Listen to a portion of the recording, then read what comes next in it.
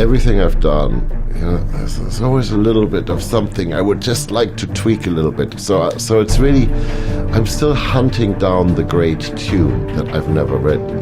It's somewhere out there, and that's what makes me get up in the morning. I just know I can do better.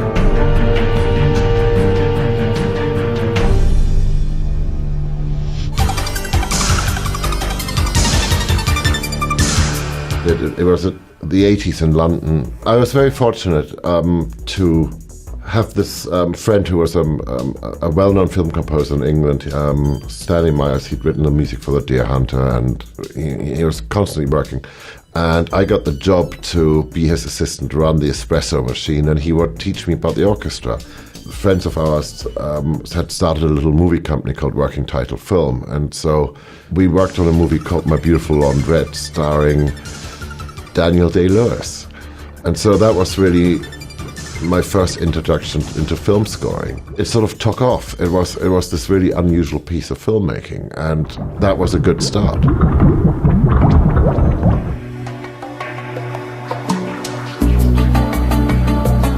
Rain Man came about in a very strange way. I had done it again for Working Title Film. I'd done a film called A World Apart, which is still one of my favorite movies. And Barry Levinson's wife, Diana, had seen the film and loved the soundtrack and went out, bought the CD for him and gave him the CD. I remember it was 11 o'clock at night in my little studio down a back alley in the shadier neighborhoods of London. And there was like a knock on the door, and I opened the door. There's a man standing there going, "Hello, my name's Barry Levinson.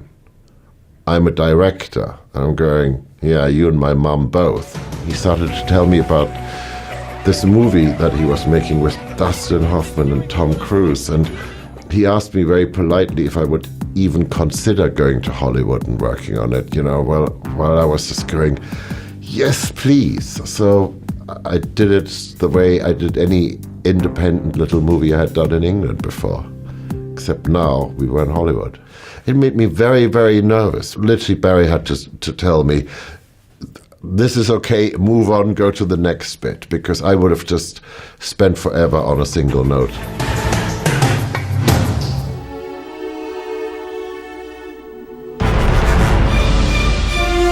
The Lion King.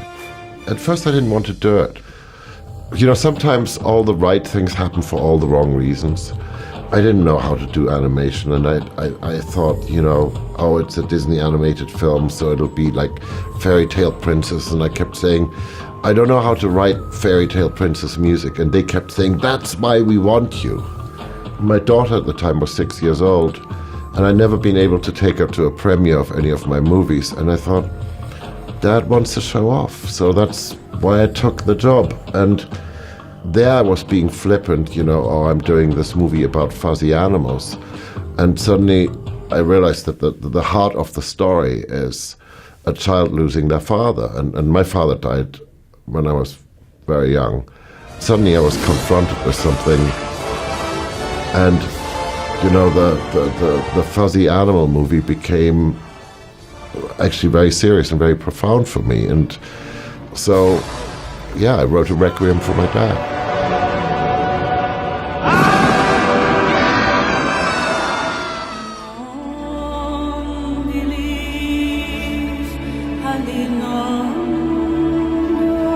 Ridley knows that I'm useless in the mornings and I'm vulnerable because I keep musicians' hours. It's like I have a 9-to-5 job. I start at 9 in the evening and finish at 5 in the morning. So when Ridley phoned me at 9 o'clock in the morning and said, "Hey, do you want to do a gladiator movie?" All I could think about was men in skirts and sandals. And he went, "No, Hans, it's not that sort of a gladiator movie." It used to be in the screenplay titles Gladiator pretty much straight into the battle. And I realized one of the things that was missing, and it was missing for Ridley as well, was a female soul. There was, we talked about this idea that we needed a female voice in this. And these are the great things that happen during movies.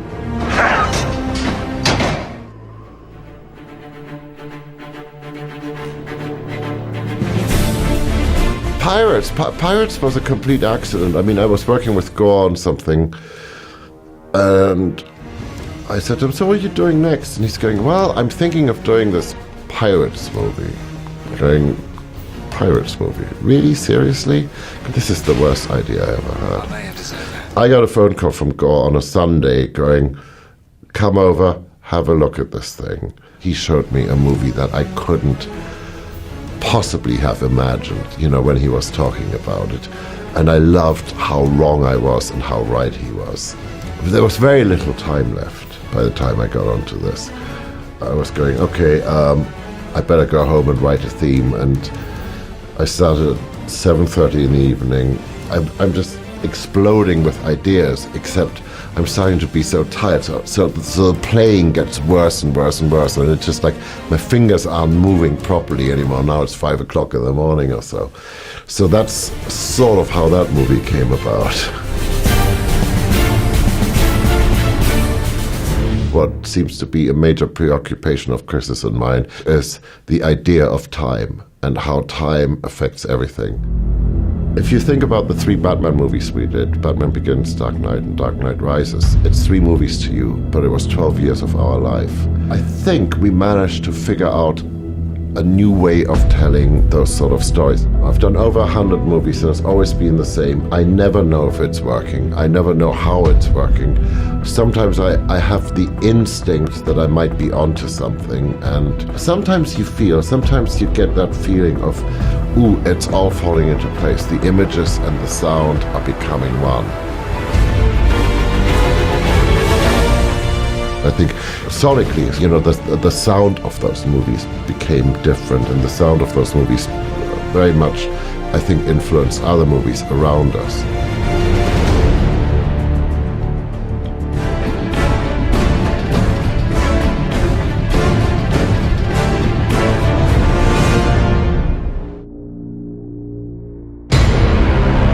Inception was, Chris had written into his screenplay this idea of these big, those horns.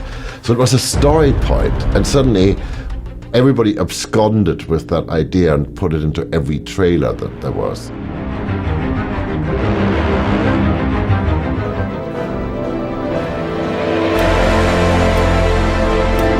By the time we got to Interstellar, we literally sat down and went, okay, let's make a list of everything we have done and see what we're left with. We've done the big brass, we've done the big drums, we've done the synthesizer stuff. And Chris said, what about church organ? And at first I went, oh, it'll sound like Frankenstein horror movies. It'll be all gothic. It was actually appropriate in a funny way, because if you think about the church organ, by the 17th century, it was the most complex bit of technology ever built by man. And if you think that the most complex piece of technology was actually built to be in the service of the creation of music, that's not so bad. I just thought, yes, okay, I'm going to give this a go, how to write something which is not Gothic, but let's try to write a new vocabulary for this amazing piece of technology. And we ended up in London in this, it was a truly extraordinary place called Temple Church, recording this beast of an instrument with this amazing organist, Roger Sayers. I had written all these unplayable parts, and for Roger it was just like, I was really worried I remember on the flight over saying to Chris, what were you prepared with, which is the least amount that we can actually get through before this guy is going to quit on us? Walking into Temple Church and there's Roger, this humble man, he's going, why don't we just try a few things? And he just blazed through these unplayable parts. Superhuman.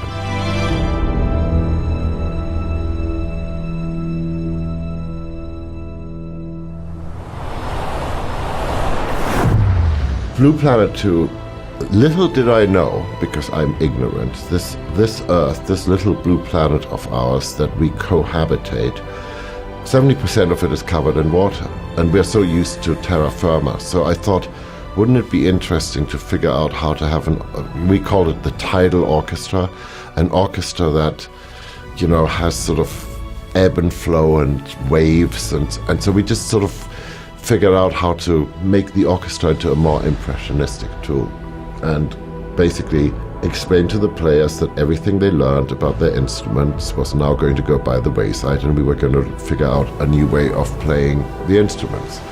We are so dependent on the ocean. We are so dependent on this planet.